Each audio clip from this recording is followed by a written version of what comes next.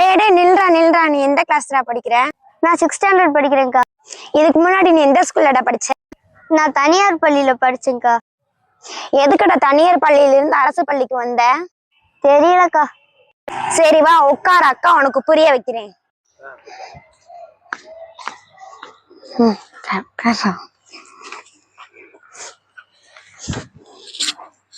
வணக்கம், என் பெயர் சமீரா. அரசு மேல்நிலை பள்ளி கீழடியில் 8ஆம் வகுப்பு படிக்கிறேன். இந்த தம்பியின் பெயர் சிவபாலன்.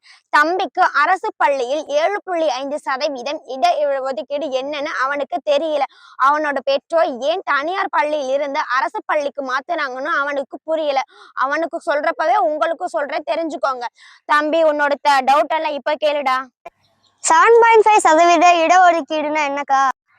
அரசு பள்ளிகள், நகராட்சி மற்றும் மாநகராட்சி பள்ளிகள், ஆதி திராவிட நலத்துறையின் கீழ் இயங்கும் பள்ளிகள் மற்றும் கள்ளர் சீரமைப்பு பள்ளிகள் போன்ற பள்ளிகளில் படிக்கும் மாணவர்கள் +2 முடித்த பின் உயர்கல்வியில் சேர 7.5% இடஒதுக்கீடு அரசு அளித்துள்ளது. தனியார் பள்ளிகள், சிறுபான்மையினர் பள்ளிகள், இந்த அறநிலைத்துறையின் கீழ் இயங்கும் பள்ளிகள் மற்றும் அரசு உதவி பெறும் பள்ளிகளில் படிக்கும் மாணவர்களுக்கு இந்த 7.5% இடஒதுக்கீடு கிடையாது. இதனால் வேற எந்த கடினமான போட்டியும் இல்லாமல் அரசு பள்ளியில் படிக்கும் மாணவர்கள் எளிமையாக உயர்கல்வி சேரலாம். அப்போ அரசு பள்ளியில் படிக்காத மாணவர்களுக்கு இந்த இடஒதுக்கீடு கிடையாதாக்கா? கண்டிப்பா கிடையாது. 6 முதல் 12ஆம் வகுப்பு வரை தொடர்ந்து அரசு பள்ளியில் படிக்கும் மாணவர்களுக்கு மட்டும்தான் இந்த இடஒதுக்கீடு. நடுவில் ஒரு வகுப்பு அரசு அல்லாத பள்ளியில் படித்தால் கூட இந்த இடஒதுக்கீடு கிடையாது. அக்கா, அப்ப கண்டிப்பா தமிழ் மீடியம் தான் படிச்சிருக்கணுமா? இல்ல, தமிழ் அல்லது ஆங்கில மீடியம் எதுல படிச்சிருந்தாலும் இந்த இடஒதுக்கீடு கிடைக்கும். ஆனால் கண்டிப்பாக அரசு பள்ளியில் படிச்சாதான் இந்த இடஒதுக்கீடு கிடைக்கும். சரிங்கக்கா, இப்போ 7.5% இடஒதுக்கீடை வச்சு எந்தெந்த கோர்ஸ் படிக்கலாம்? சூப்பர் கேள்விடா தம்பி. அதாவது 4 வருடம் அல்லது அதற்கு மேல் படிக்கும் அனைத்து படிப்புகளும் படிக்கலாம்.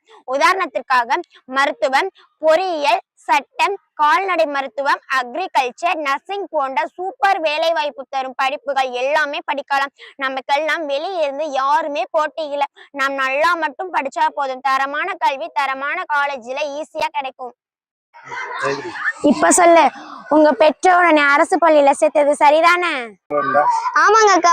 வீட்டுக்கு போன உடனே அப்பா அம்மாவுக்கு நன்றி சொல்லணும். சரியான நேரத்துல சரியான முடிவெடுத்து என்ன அரசு பள்ளியில சேர்த்ததுக்காக. பெற்றோர்களே, உங்கள் குழந்தைகளை எந்த ஒரு பள்ளியில் சேர்த்தாலும் உங்கள் குழந்தைகளுக்கு கிடைக்கும் உயர்கல்வி வாய்ப்புகள், வேலை